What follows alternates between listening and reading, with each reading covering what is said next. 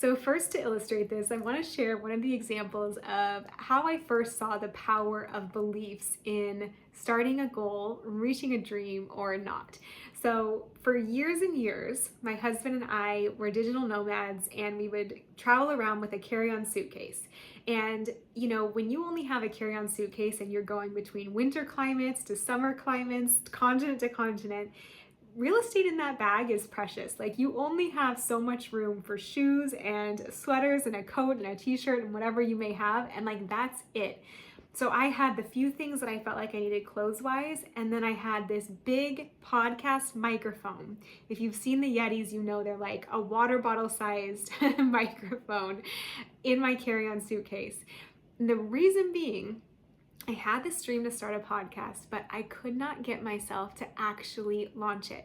It feels funny saying it now because I'm so many episodes in. I'm a few years in at this point, and it feels much more natural now. But back then, I had so many thoughts before launching it of people are going to be mean, people are going to leave horrible reviews, who am I to put my things out there, people are going to think I'm just like bragging and like too positive about things, and like I had so many beliefs going on in my head.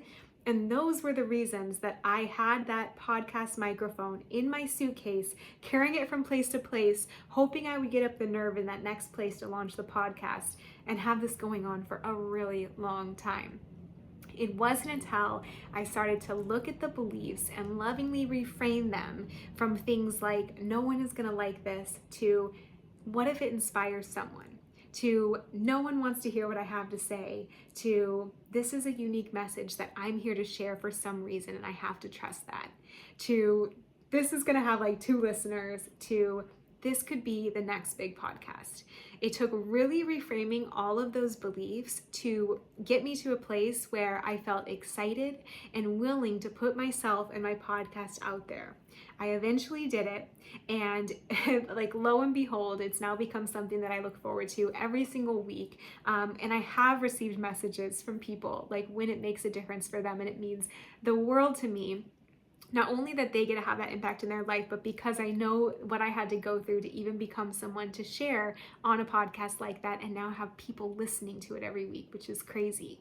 So that's just one example in my life. I've seen this happen for every big dream, and I want to show you for your big dream how your beliefs that you're thinking right now may be holding you back, but you're actually in an amazing place being here, because now you don't have to wonder why you're not taking action on certain things, or why things feel scary, or why you have this big dream but don't feel worthy of stepping into it. It's your beliefs. And fortunately, every single belief can be reframed, can be completely reworked, and actually you can find yourself starting to believe even more that higher, more empowering, more confident, more life-giving beliefs.